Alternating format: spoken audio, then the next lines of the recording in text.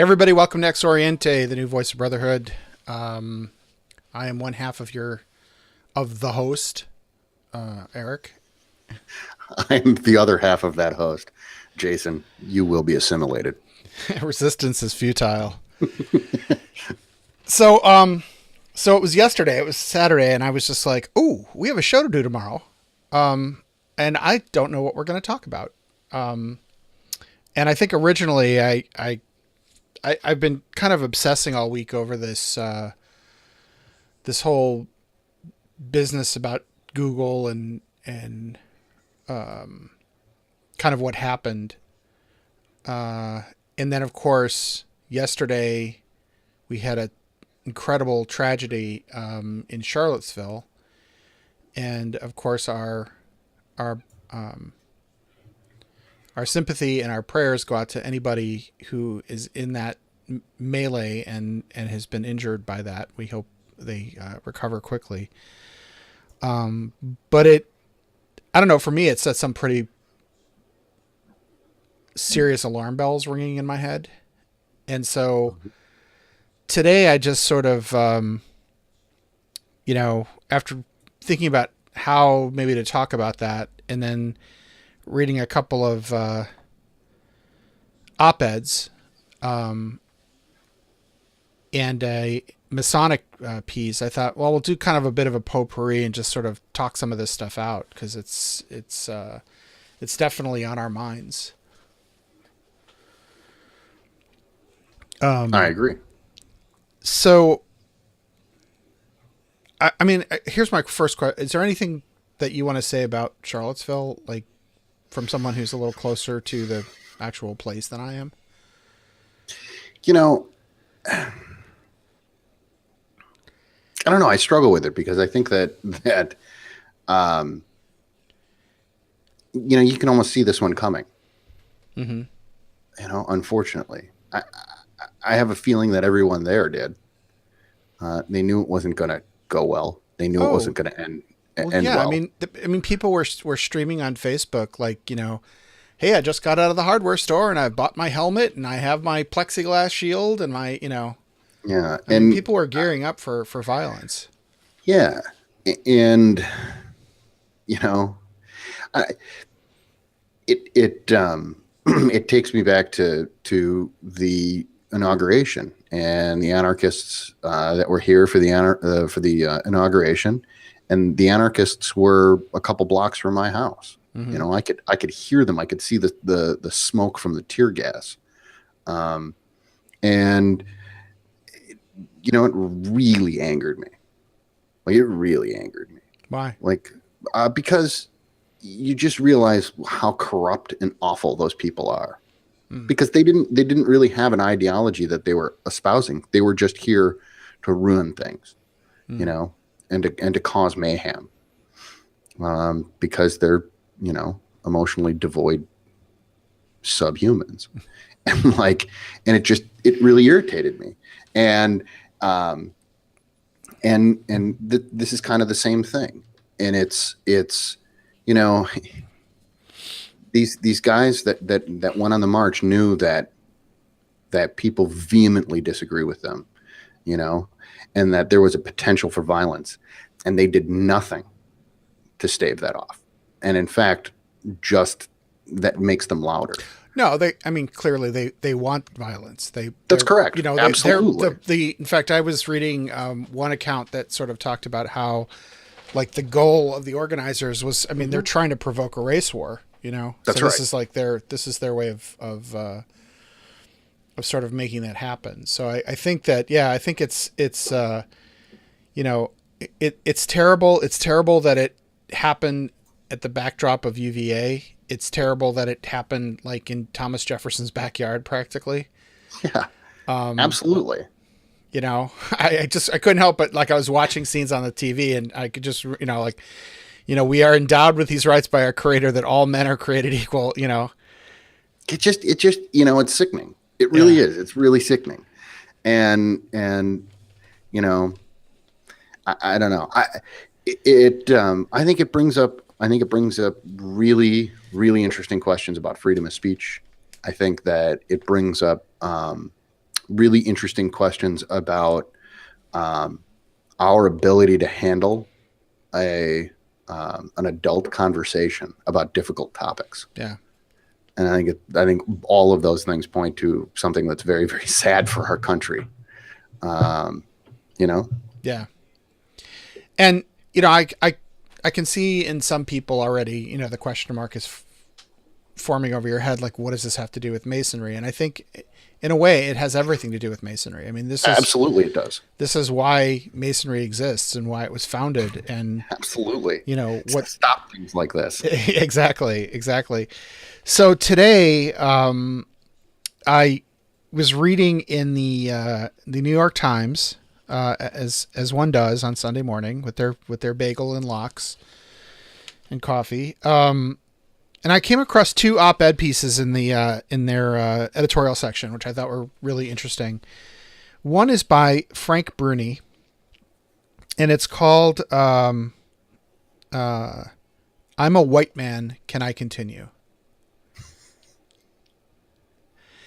And this is something that I've been kind of struggling with a bit, you know, in light of what's happened at Google. And for those who haven't been following it, basically, there was a young Google engineer by the name of James Damore, I think. Damore, yeah. Damore. Or Damore. Yeah, I think you're right. Yeah, mm-hmm. So James Damore, and he published to a forum a memo that he had written about, you know, in which he sort of claimed that, or made the case for the fact that women are like the reason that there aren't more women in tech and women in management positions at Google is because women are somehow biologically unsuited for, you know, coding and technology and things like that. And he published this to a small forum inside Google's, you know, forums. And it was picked up by some friends of his, put on social media. It then went completely viral. It sparked massive outrage. And I think 2 or 3 days later, Google summarily fired James Damore for promulgating ideas that were, you know, causing sexual harassment in the workplace. And I remember at the time, we had our lodge meeting last Tuesday, and I was kind of talking about this. I think what upset me about that incident was that, I mean, I read what Damore wrote in its entirety, and he starts out with some, I would say, reasonable questions from someone at his age and education level. And let's be clear. He's a very young man. He's 23 years old. I mean, he's the ink is barely dry on his ability to drink. Right. So he's you know, he's super young and, you know, as an engineer and an MIT grad, probably did not do a whole lot of coursework in the humanities or sociology or anything that would, you know, that would answer some of these questions. So clearly not. Right. So he starts to, he asks these questions, and by the end of it, he has a prescription. And like, you know, like in the last episode where we talked about, you know, Nick Johnson's piece and how, like, you know, Nick brings up some really good points and then he completely like shoots himself in the foot with his prescription. Mm-hmm. And again, Nick's a young guy, right? Like I'm not trying to be ageist or anything like that. I'm just saying, like, some people have had, you know, more time to kind of contemplate this stuff and research it and things like that. So Google's response was to fire him. And I think that what that was a tragic, loss of what I would call a teaching moment, you know? Mm-hmm. And I felt like, you know, the question was asked and there's an answer to that question, and the answer is no. And there was a very good article in The Guardian, I think the day after, or it was either the day they fired him or the day after they fired him, which basically said, look, if it were true that women are not biologically suited, we would expect to see that in other parts of the world. And what we see in China and in India is exactly the opposite, that women are actually more likely to go into to coding and engineering and things like that. So it's not, I mean, you can talk about like biological determinants. You can talk about, you could talk about sort of social structures and social expectations of women and kind of gender roles and things like that. I'm sure that has something to do with it, and especially on children when they have developing brains and things like that. So, but I think that there's an answer to that question, and with some teaching and some education, one could understand and look at the research and come to the conclusion that no, there really is no biological factor that makes women inherently unsuitable for either engineering, coding, or management. And in fact, by his own argument, right? Because what he said in his piece was that, women are better at like managing things and dealing with people, and men are better at things, like men relate better to things and women relate better to people. If that were the case, we would expect to see more women in management, right? I would expect it, because I guarantee you nobody at the top of Google is coding. Right? That's absolutely right. And the other thing is that like, I think that this is also symptomatic. I mean, not just of his age and experience level, but I think that it's also symptomatic of sort of the power that we give and that we impart to PhD engineers and MD doctors, lawyers. We as a society give them so much. Like we tell them, oh, you're so wonderful. You've gone to school for so long. You understand how to solve these problems. And the problem is that when they start to think, well, I can solve, this medical problem, then I'm also qualified to be president of the United States. Sorry, that was really specific, but but there's something to that. Like there's a very, very big difference, right? And so these, and this happens in the tech industry a lot, I think, where it's, I made a better app. I use technology so that you could get a cab faster. Therefore, I know how to cure society's ills. No, you really don't. You have no idea. And in fact, it's a problem so complex that it's dogged us for millennia. It's not going to happen. Archimedes was smarter than you, period. Sorry. Right. That just is a fact. Yeah. And he did nothing for this. Literally didn't even speak to the problem, as far as we know. And, that should tell you something. And I think that it's funny because this speaks a bit to the this article that you're talking about. I'm a white man, because it shows how we overstep our bounds and how easy it is to lose ourselves in our identity. Mm-hmm. So go ahead and explain the article, because this is really good. Yeah. So before I do that, I just want to point out that I said at the time that night that it's okay to be intolerant of ideas, right? Mm-hmm. So for example, social Darwinism, whoever came up with that one, bad idea, bad science, right? Yeah. But we shouldn't be intolerant of people. And I think that's what got conflated with James Damore. I don't agree with what he wrote. I categorically reject it. It's not good science or right science or anything like that. It isn't science. It's just, it's the ramblings of a 23-year-old geek who probably had too much Mountain Dew and pretzels, But let's take it for what it is. All right. So and good grades from an Ivy League school. Yeah, exactly. So, all right. So here's Frank Bruni. It's called "I'm a White Man. Can I Continue?" And it starts out, "I'm a white man, so you should listen to absolutely nothing I say, at least on matters of social justice. I have no standing, no way to relate. My color and gender nullify me, and it gets worse. I grew up in the suburbs. Dad made six figures. We had a backyard pool. From the 10th through the 12th grades, I attended private school. So the only proper way for me to check my privilege is is to realize that it blinds me to other struggles and should gag me during discussions about the right responses to them. And then his next paragraph, he says, but wait, I'm gay. Right. And then he goes on and he sort of talks about like, Right.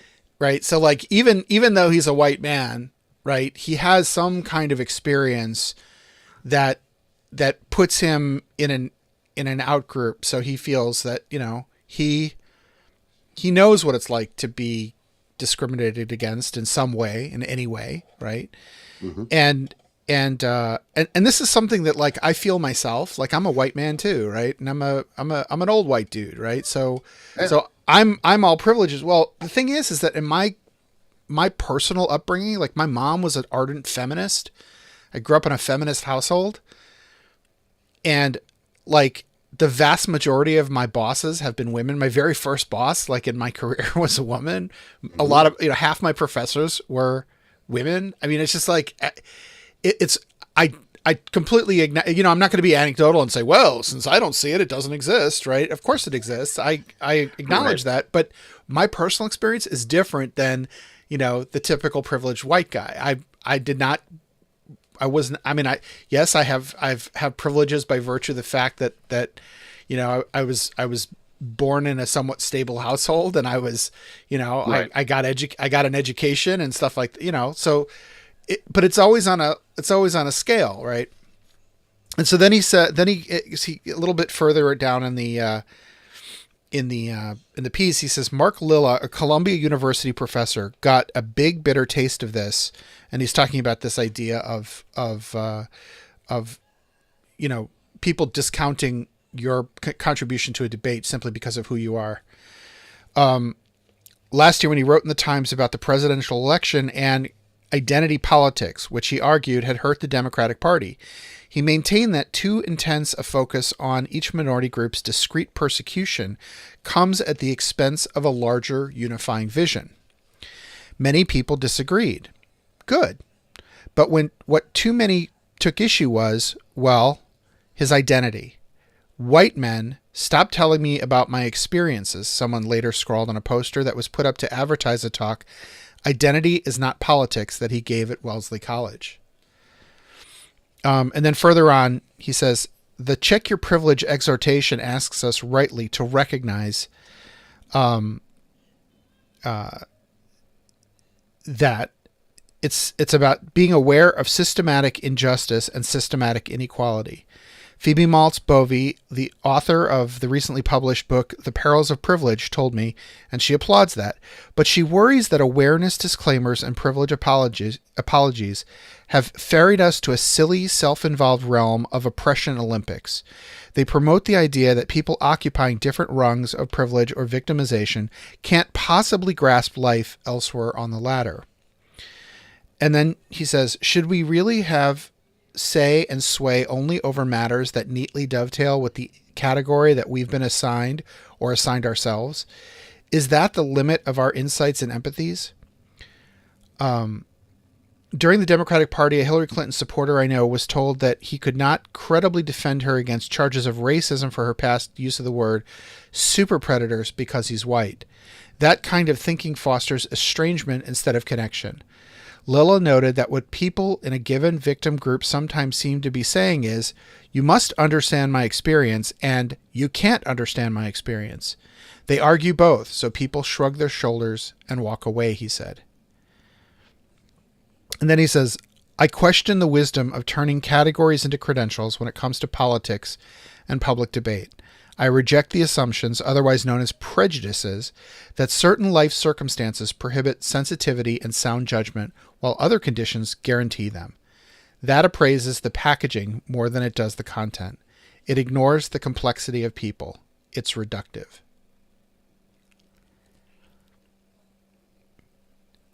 And then, you know, he talks a little bit more about like his own personal experience with this, but I found that really interesting, you know, that one need not be part of a victim group to have empathy for that group and to understand what a social problem is.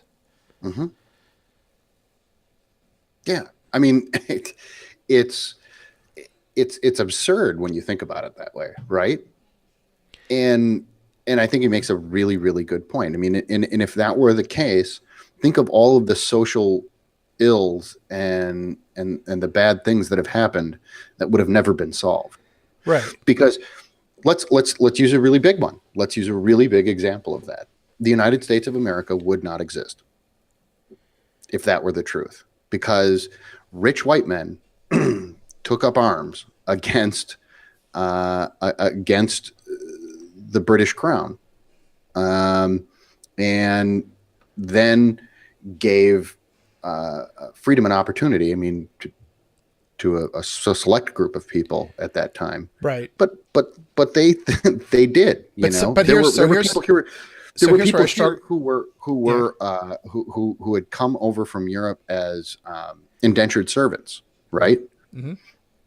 You didn't see them going, "Hey, check your privilege," George Washington. You don't understand the plight of the indentured servant. Nobody ever, would ever think about that. He just did, and helped in that cause. So I just think that it's ridiculous to say those things. Okay, but on the other hand, first of all, it was a great thing that the United States of America was founded, unless you remember the Ojibwa Nation, or the Iroquois, right? Sure. And one could say that those people that you referenced, like indentured services, had no voice anyway, so it didn't matter. Yeah. It didn't matter, right? And this is kind of what I struggle with, right? So, for example, I'm just sort of imagining this exchange, right? But like, I go over to my my brothers in the Prince Hall at North Star for a visit. I don't do that typically because they meet until like the wee hours of the morning, and I'm just too much of an old fart to keep up with them. But he says to me, "You have no idea what it's like to drive while black. You have no idea," and it's true. I have no idea what it's like. No, I got stopped. Yeah, I was just going to say, I actually do. I've been in a car.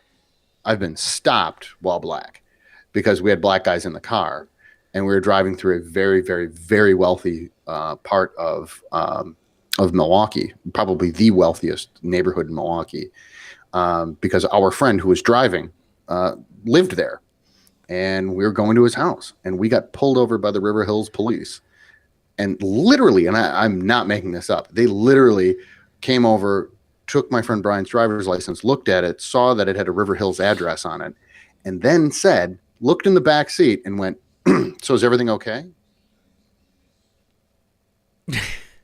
Right. And he was like, "Yeah."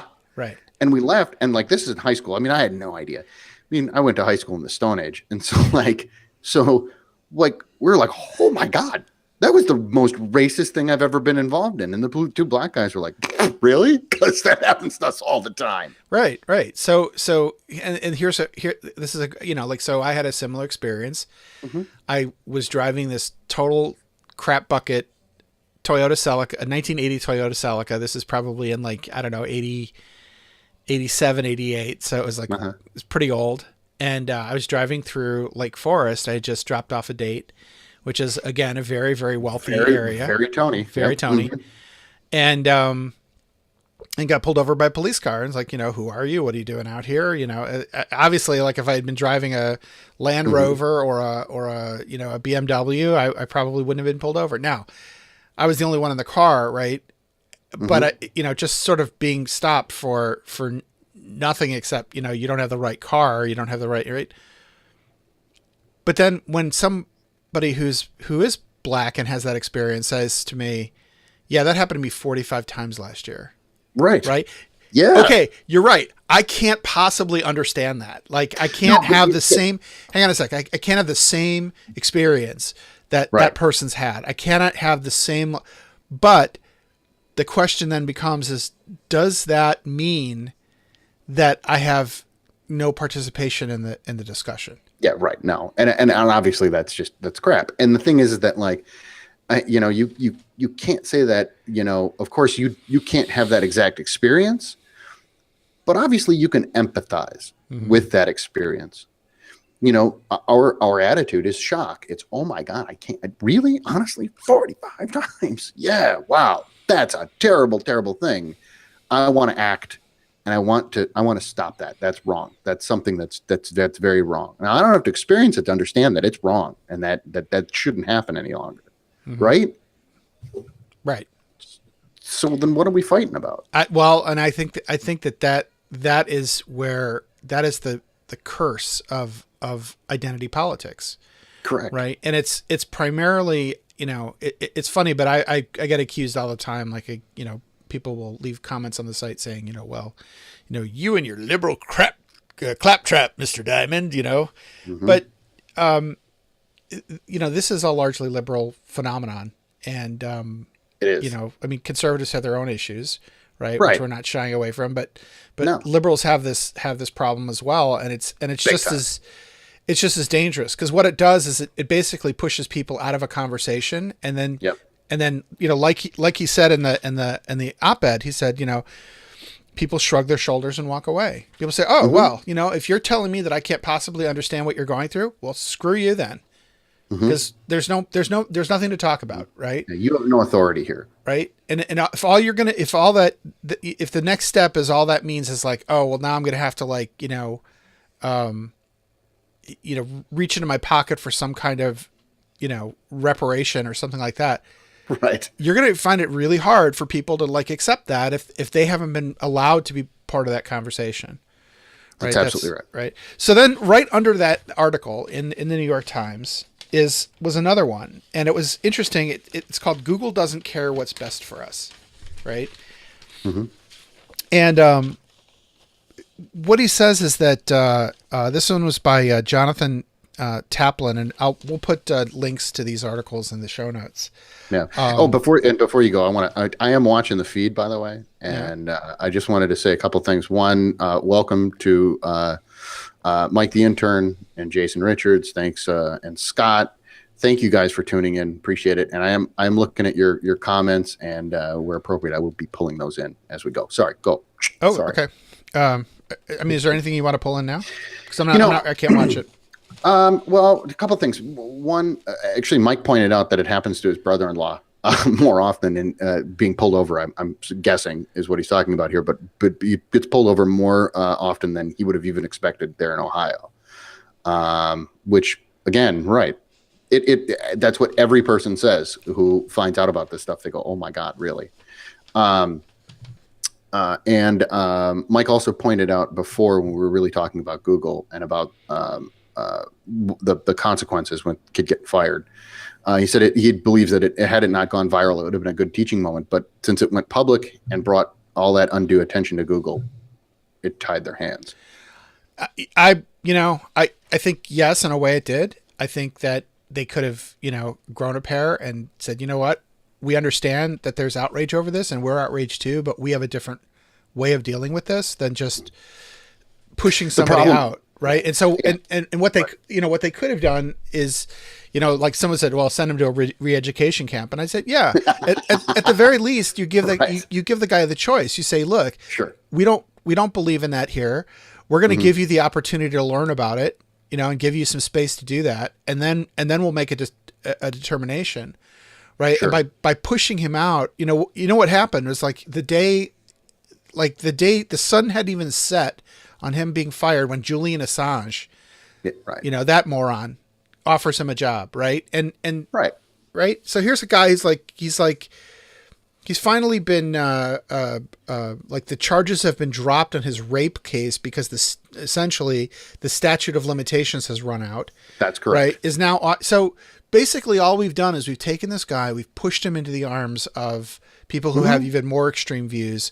And we've lost the ability to sort of, again, have that discussion.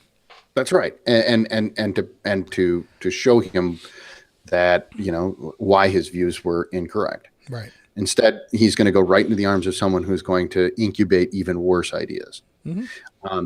Yeah. So I agree. And what's interesting is I think that the reason it forces Google's hand, their bad publicity forces their hand is because I think Google is very, very, very conscious of the fact that they're a very large business and that any negative attention, any little bit of it, can always spill over into the fact that they're basically a monopoly. And those are really difficult questions for them. And that's exactly what this next editorial references. So Right. he starts out, he says, when a company is dominant enough, it sets the tone for an entire era. And then he talks about Merrill Lynch and Drexel Burnham Lambert. That was the firm Michael in the Milken. 80s. Michael Milken, right.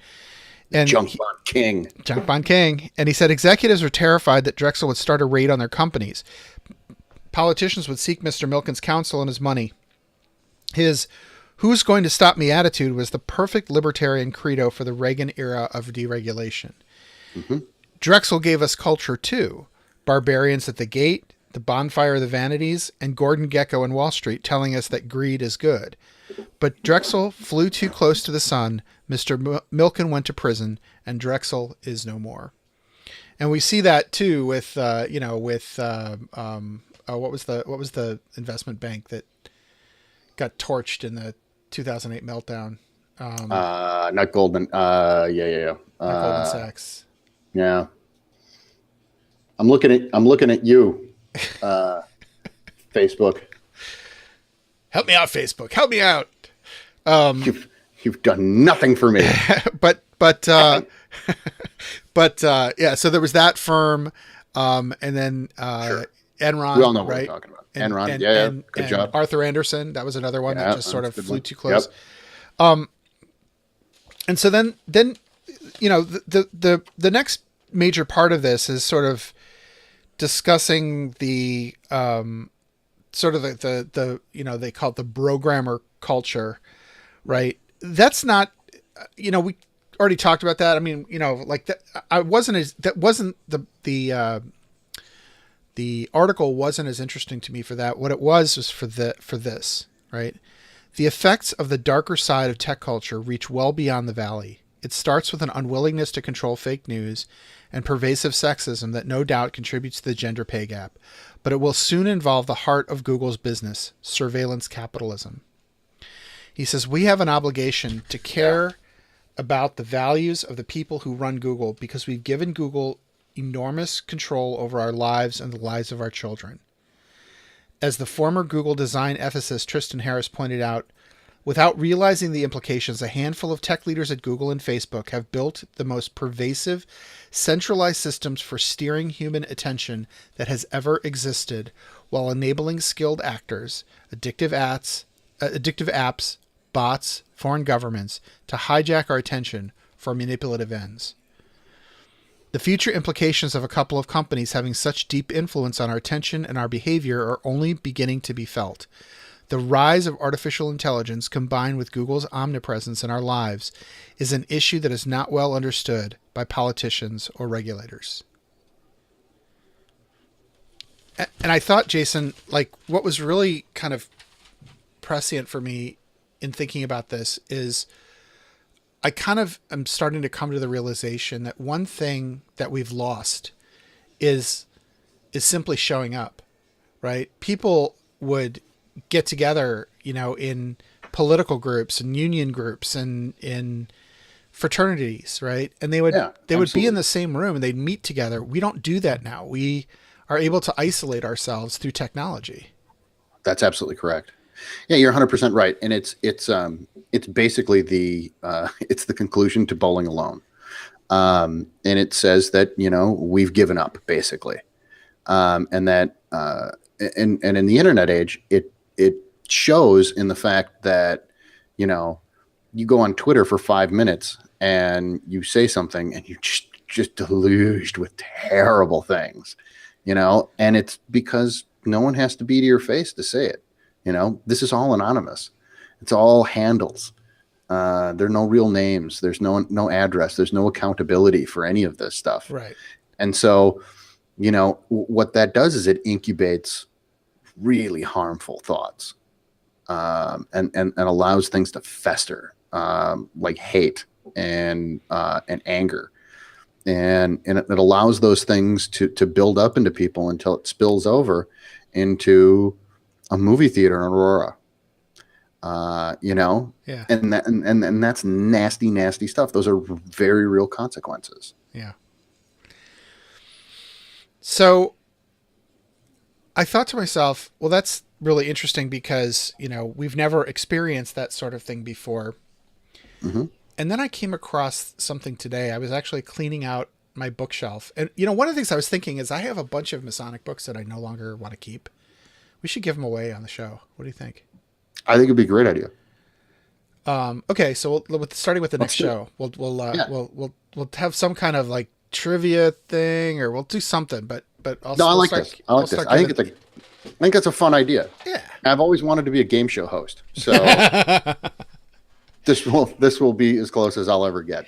All right, so Sadly. so I found this little book in my collection, and I was it had a kind of an interesting title, and so I started going through it, to see, you know, is there something in here that I can learn, and I found this great passage. Excuse me, and I'm not going to tell you who wrote it, but I'm going to read you bits of it, and then we can discuss it, and then I'll tell you who wrote it because it's really interesting. Okay, go. Each one of us is naturally is interested especially in life as he sees it from his own standpoint. Each one of us that is worth his salt is trying to do his share in working out the problems that are before all of us now at the beginning of the 20th century. Any man in public life, whatever his position may be, if he is interested at heart, has the desire to do some kind of substantial service for his country. He must realize that the indispensable prerequisite of success under our institutions is genuineness in the spirit of brotherhood. Masonry should make and must make each man who conscientiously and understandingly takes its obligations a fine type of American citizenship, because Masonry teaches him his obligations to his fellows in practical fashion. It is a good thing to read the Declaration of Independence every 4th of July. It is a good thing to talk about what Washington and his fellows did for us, but what counts is how we live up to those lessons that we read or that we speak of. The lesson of brotherhood, first and foremost, is to learn that lesson with a full heart on the one hand and without a weak head on the other. The lesson of brotherhood, that is the lesson that has to be taught and to be learned and applied to us as a people if we are to solve the great industrial and social problems of today. If we could get wage workers and employers in any given occupation, in any given district, in a lodge together, I would guarantee the result. I would guarantee what would happen. Is that not true? Do you not think so? And then there are cries of yes, yes. Exactly. And I would guarantee it because of the thing that happened, which we would come into the lodge, all of us, each wanting to do what was good for his brother, each recognizing that in our government, every man of us has to be his brother's keeper, not recognizing it in any spirit of foolish emotionalism, not under the impression that you can benefit your brother by some act of weak, yielding complacency that will be a curse to him and of course to you. That is not the way to benefit him. Masonry teaches us in this direction and makes us care for the brethren that stumble and fall, and for the wives and little ones of those who are beaten down in the harsh battle of life. Of all things, it does not teach us to make believe that there are not any obstacles. It does not teach us that life can somehow be made soft and easy for everyone. It cannot be. For many of us, life is going to be very hard. For each one of us who does anything, it is going to have hard stretches in it. If he does not put himself in the way to overcome them, he won't do anything that is worthy of being done.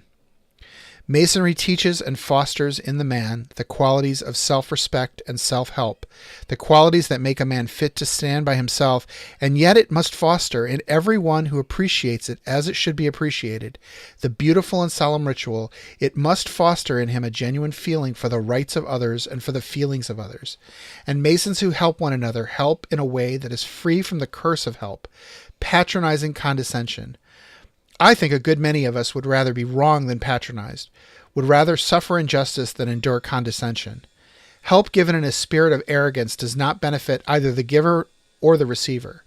Help given as an irksome duty may possibly do some good to the man that helps, but it is not likely to do so to the man that is helped. Help must be given rationally, with a feeling of cordial goodwill that comes when a man helps another, knowing perfectly well that the chance may come when it may be necessary for him to accept help. Now, in our life today, in our great complex industrial centers, what do we need most? We need most each to understand the other's viewpoint, to understand that the other man is at the bottom like ourselves. Each one of us should understand and try to approach any subject at issue, any problem that arises, with the firm determination not to be weak, not to be foolish. That is not being helpful to your brother. Weakness and folly and timidity are not helpful to your neighbor. Timid endurance of wrongdoing may often be to commit the greatest evil that one can possibly commit against one's fellows.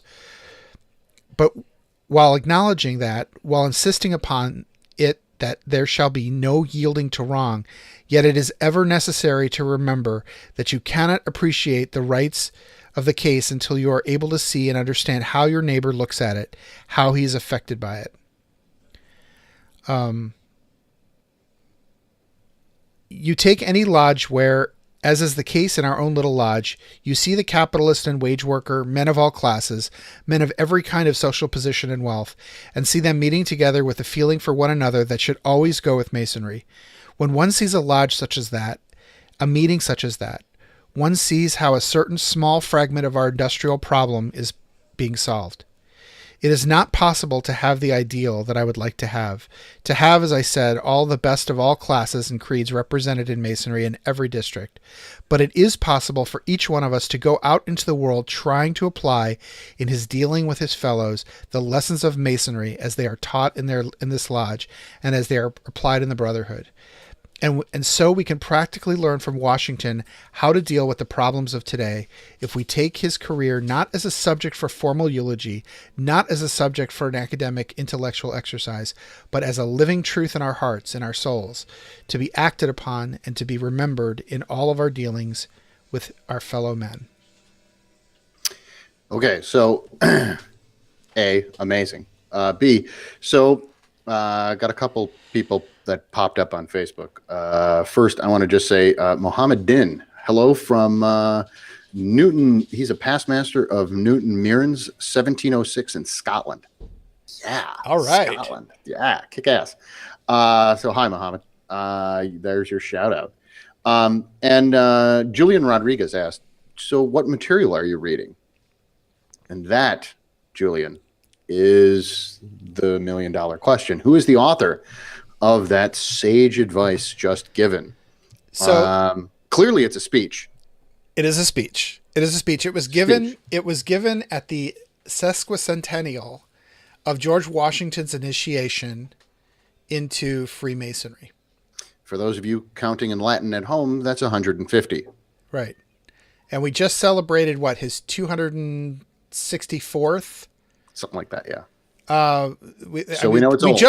We just had this anniversary that came up not real long ago. All right. So using the scientific method, we now know that it's old. It's old. The name of the piece is called Masonry and Citizenship, and the author is none other than Brother Theodore Roosevelt. It's a big stick. It's a big stick. Absolutely. And I read this. Hi, Jason Lewis from Lancaster, Pennsylvania. Hi. Sorry. I read this, and it just like it was that, speaking softly, that big stick just whacked me over the head, because it is as fresh and relevant in fact, it's more fresh and more relevant today than it ever was at the turn of the last century. And that's when this was delivered. This was delivered right at the turn of the 20th century. You know what's incredible about that stuff too, by the way, is that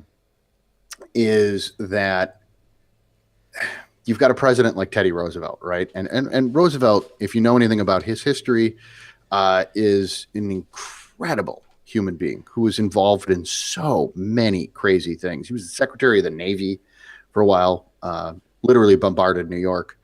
And in fact, the end scene of Gangs of New York is literally, that was the order of Teddy Roosevelt, was to bombard Five Corners. But I mean, there's a whole lot of crazy stuff. I mean, and he was a super important man in his time, and yet took the time to really understand the lessons and the values of Freemasonry. That's so impressive. I mean, that's so impressive. Mm-hmm. And to give a speech like this that shows the command and the understanding of our tenants is just, it's breathtaking. It's breathtaking. And you'd never, you'd never expect that these days, Yeah, because we're so used to being disappointed by our heroes, that's these true. days. Yeah, And that's so true. like when somebody really lives up to it, you're like, wow, really? It's crazy. So, to me, that piece is just mind blowing. I It's loved it. cool. It's this Yeah. little, here, it's this little tiny book, Show the folks at home. right? Yeah. Masonry and Citizenship. Yeah. It was compiled by a guy named John Lanier, who is the rector of St. George's Church in Fredericksburg, Virginia. Mm-hmm. Right, and that particular essay, it's filled with a bunch of essays, but that particular essay he gave that speech in Philadelphia, Mm-hmm. because Washington's Lodge was under the Grand Lodge of Pennsylvania at the time. Mm-hmm. And it's a beautiful.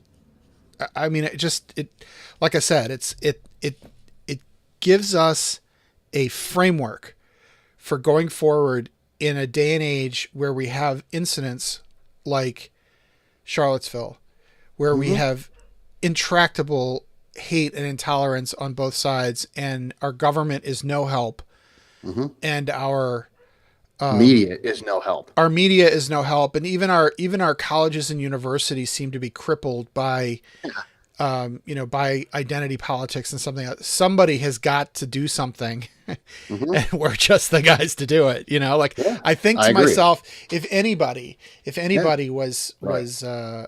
was capable, Was it but right? Was adult enough to handle this? right, but I Yeah. think that, and maybe this is something we could explore in future shows. I think we need a process by which we can kind of unplug from the culture Mm-hmm. and maybe plug in more deeply to our culture, Mm-hmm. so that I we agree. can, cycle it back out. We have to, like, understand that when we attack people on Facebook, when we post, and I see this all the time. It drives me crazy. Like when someone will post some kind of anti-Muslim screed Mm-hmm. on Facebook, and I'm like, you do know we have Muslim brothers, right? Like, Right. did you not think that, Yeah. I just got a comment on Facebook that is perfect. It's Al Leathers says, "Time for us to take over the world, winky face." Al, you're not wrong. You're just not wrong. you're not And that and wrong? the thing is that I think it's, I totally get that the tongue in cheekness of it. I think it's an awesome comment, but I think what makes it even better, what makes it so meta, is that it's so true. We really ought to take over the world because we need some adults in the room, Yeah. frankly. So it's about time. Yeah. Al says, boom. God bless you, Al. I gave you some love. You get love for that. So, but I think, honestly, I think that that passage is a really good place to end this at this point. I want to talk more about this. But I think that you're right. I think that that's a whole nother show to talk about some of that stuff. But I think that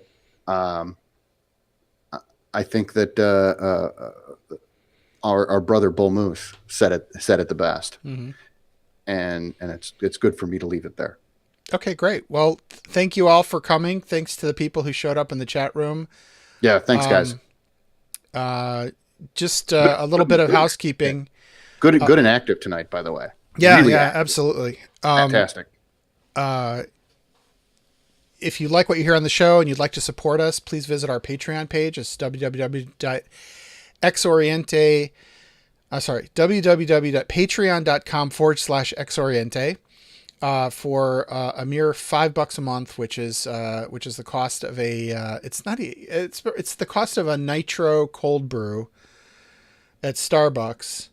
You can support great Masonic programming, and And the other thing is that if you become an executive producer, so we're in the process of revamping our kits. Some new stuff is out at the printer, and one of the things that I promised but never really delivered on was exclusive content. I'm now in pre-production for this, so the first thing that will be available to the executive producers and only to the executive producers is a talk that I've got called Kabbalah and the Creation of Living Structures. And so that is probably a good hour and a half's worth of programming that will be available to executive producers, and then there'll be other ones. I've got a second one that we're going into pre-production. One of the things, just so you guys know, that makes it really difficult to do presentations like that, I usually do them in person, is that you have to kind of manage the slides and the talking and stuff, and it's really hard to do when you're doing the talking, doing the filming, and doing the mixing and stuff like that all at the same time. So we now have the technology to be able to do that. So we're going to, this is something we've promised to our executive producers, and we will be delivering that toot sweet. So other than that, please let us know what you think of the show. Drop us a line at xoriente@gmail.com. By the way, if you are watching our videos on YouTube, just be aware, we're going to be changing the channel. Right now that everything's going, I set this up stupid. So I set this up on my own personal channel. So it's all going to the Eric Diamond channel. It really needs to go to the X-Oriente. Now there is an X-Oriente channel. I had created it. I just started, when I uploaded it, I started uploading it to the wrong place. So what I'm going to do is re-upload them all to the correct channel. And then hopefully shut down the other channel. And so, I will make an announcement in the Facebook page where you can find all those videos. But basically what we do is we live stream on Facebook. We take the finished video, which is usually a better quality. It doesn't have those dropouts and stuff like that. We post those to YouTube.